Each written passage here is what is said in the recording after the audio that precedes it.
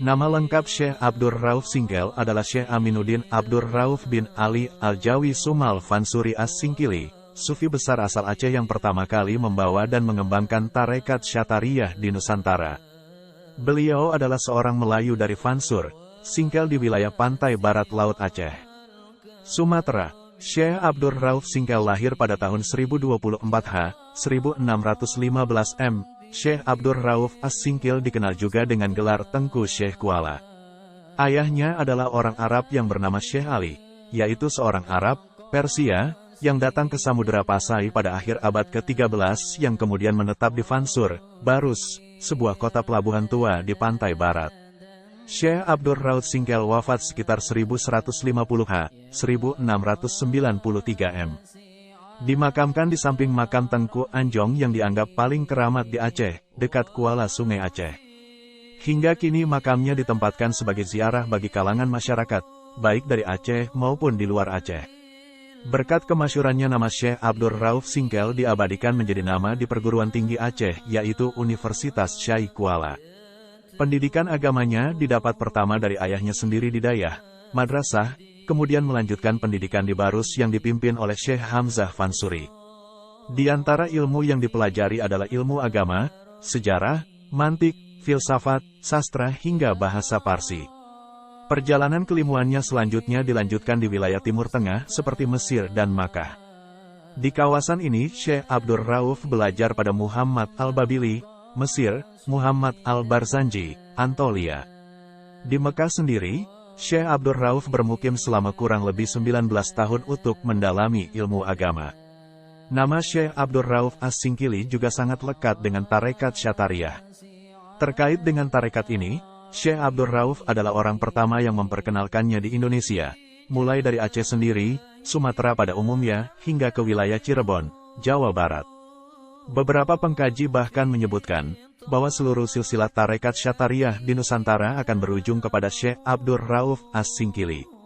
Guru-guru: Syekh Ali Fansuri, ayah; Syekh Hamzah Fansuri, Muhammad Al-Babili, Mesir; Muhammad Al-Barzanji, Antolia; Syekh Ibrahim bin Abdullah Jaman; Syekh Ahmad Kusyasi; Syekh Ibrahim Al-Qurani; Syekh Abdul Al-Qadir Al-Mawarir. Murid-murid: Syekh Burhanuddin Ulakan, dari Pariaman, Sumatera Barat; Syekh Nur Qadim Al-Baharudin, dari Jagat Besemah Libak Semende Panjang, Sumatera Selatan; Syekh Abdul Muhyi Pamijahan, dari Tasikmalaya, Jawa Barat.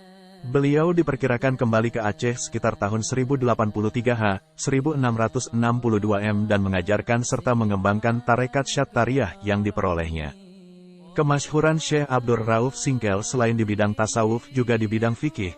Oleh sebab itu beliau menjadi ahli fikih terkenal di Aceh. Syekh Abdur Rauf Singkel ini adalah seorang sufi yang mencari keseimbangan antara berbagai pandangan para ulama pendahulunya serta mengajarkan zikir dan wirid Syatariyah. Muridnya menyebarkan Islam ke Sumatera Barat melalui Syekh Burhanuddin Ulakan dan ke Tanah Jawa yang disebarkan oleh Syekh Abdur Muhyi dari Pamijahan yang sampai sekarang ajarannya masih diamalkan pada sebagian pedesaan. Syekh Abdur Rauf Singkel adalah ulama Aceh yang berupaya mendamaikan ajaran martabat alam tujuh yang dikenal di Aceh sebagai paham wahdatul wujud atau wujud dia, panteisme, dengan paham sunnah. Meskipun begitu Syekh Abdur Rauf Singkel tetap menolak paham wujudiyah yang menganggap adanya penyatuan antara Tuhan dan hamba. Ajaran yang seperti ini kemudian dibawa muridnya, Syekh Abdur Muhyi Pamijahan ke Jawa. Pada saat itu keadaan sosial keagamaan pada kerajaan Aceh pada saat itu pada abad ke-15 telah berpengaruh mazhab Syafi'i, terlihat dari kitab fikih yang dipedomani waktu itu, seperti kitab Mirat Al-Tulab karya Syekh Abdur Rauf dan Sirat Al-Mustaqim karya Syekh Al-Raniri. Kedua karya itu dalam mazhab Syafi'i. Sedangkan dari segi akidah Islamiyah berpengaruh paham Ahlu Sunnah wal Jamaah. Dalam kajian tasawuf Islam, telah berpengaruh tasawuf Islam menurut konsep Al-Ghazali, Al-Junaid, Al-Harawi, Ibnu Arabi, Al-Kusyayi dan tarekat yang berkembang antara lain tarekat Qadiriyah, tarekat Rifaiyah dan tarekat Syatariyah. Pemikiran tasawuf tersebut telah mewarnai kehidupan sosial, politik dan pemerintahan waktu itu, baik sebelum masa Syekh Abdur Rauf Singkel bahkan pada masa Syekh Abdur Rauf Singkel tersebut. Sebelum Syekh Abdur Rauf, tasawuf falsafi dinilai mendapat tempat dalam masyarakat Aceh waktu itu. Tasawuf ini dikembangkan oleh Syekh Hamzah Fansuri dan Syekh Syamsuddin Sumaterani. Tasawuf kedua tokoh ini disebut oleh Al-Raniri dengan wujudiyah.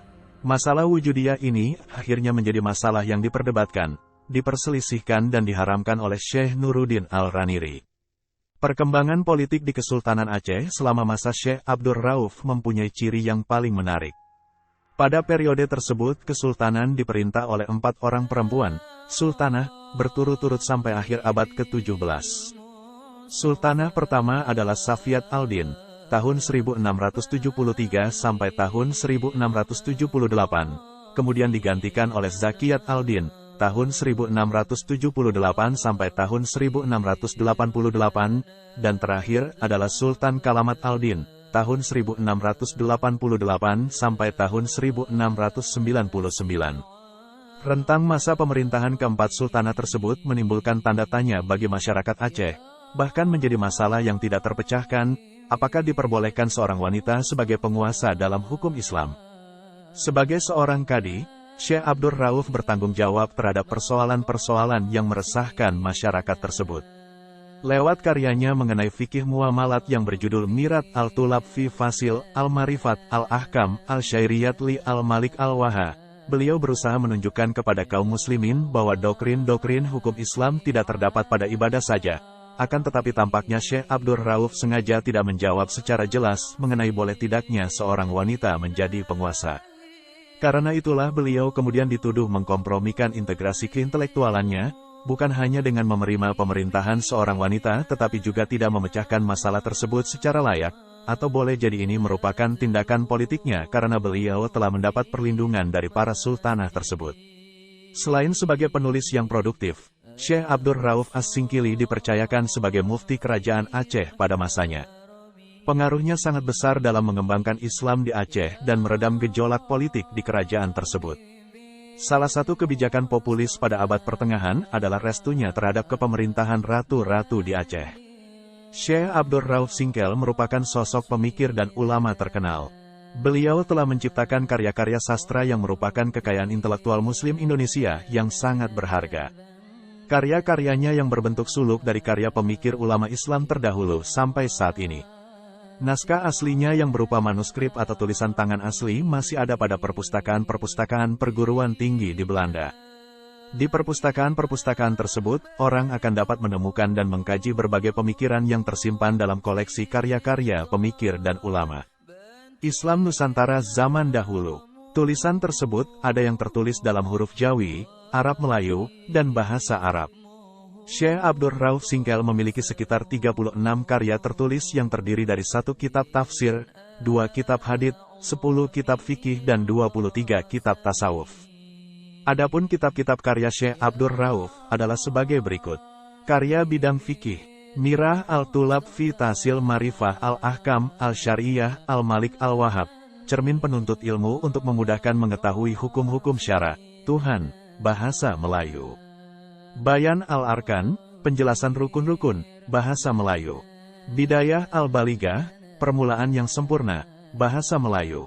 Majmu' al-Masail, kumpulan masalah, bahasa Melayu. Fatihah Syekh Abdur Rauf, metode bacaan Fatihah Syekh Abdur Rauf, bahasa Melayu.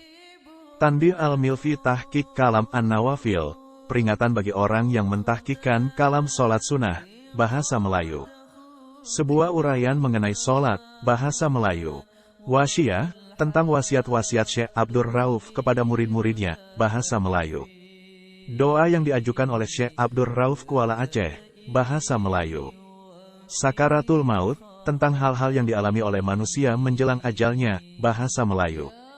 Karya bidang tasawuf, Tanbih al-Masyi al-Mansub ila Tarik al-Kusyashi, pedoman bagi orang-orang yang menempuh tarekat al-Kusyashi, bahasa Arab. Umdah al-Muhtajin ila Suluk Maslak al-Mufaridin, pijakan bagi orang-orang yang menempuhkan jalan tasawuf, bahasa Melayu. Sulam al-Mustafidin, tangga setiap orang yang mencari faidah, bahasa Melayu. Piagam tentang zikir, bahasa Melayu.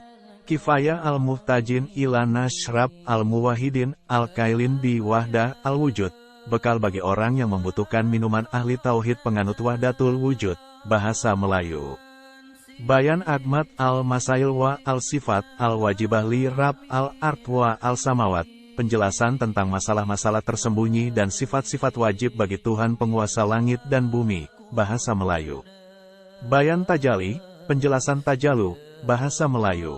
Daqaiq al-Huruf, kedalaman makna huruf, bahasa Melayu. Risalah adab murid akan Syekh, bahasa Arab dan Melayu. Munyah al-Itiqad, cita-cita keyakinan, bahasa Melayu. Bayan al-Itlaq, penjelasan makna istilah itlaq, bahasa Melayu.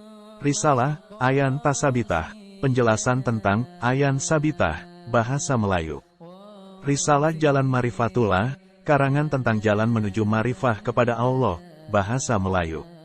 Risalah Mukhtasarah fi Bayan Syurut al-Syekh wa al-Murid, karangan ringkas tentang syarat-syarat guru dan murid, bahasa Arab dan Melayu. Faedah yang tersebut di dalamnya kaifayah mengucap zikir la ilaha illa Allah, bahasa Melayu. Syair Marifah, bahasa Melayu. Otak ilmu tasawuf, bahasa Melayu. Umdah al-Ansab, pohon segala nasab, bahasa Melayu. Idah al-Bayan fi Tahqiq Masail al-Adiyan, penjelasan dalam menyatakan masalah-masalah agama, bahasa Melayu. Ta'id al-Bayan Hasyiyah Idah al-Bayan, penegasan penjelasan, catatan atas kitab Idah al-Bayan, bahasa Melayu.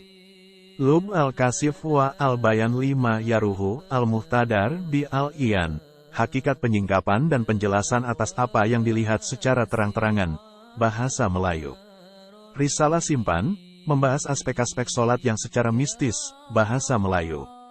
Syatariyah, tentang ajaran dan tata cara zikir tarekat Syatariyah, bahasa Melayu.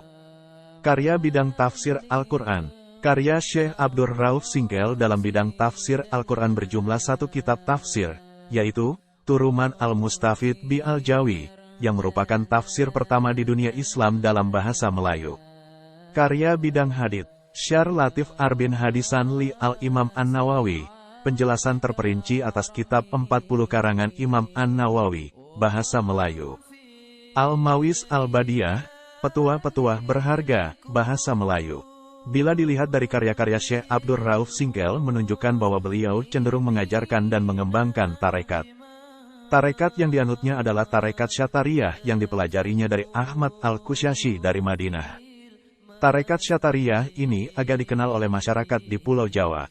Hal ini karena banyak jamaah haji dari Jawa harus singgah di Aceh sebelum berangkat ke Tanah Suci dan mereka memanfaatkan waktu persinggahan ini untuk belajar tarekat di sekolah Syekh Abdur Rauf Singkel. Keahliannya dalam ilmu fikih membawa Syekh Abdur Rauf Singkel pada sufisme Sunni yang amali dan itu dimantapkan dalam tarekatnya. Karya-karya Syekh Abdur Rauf Singkel keseluruhannya berbentuk prosa.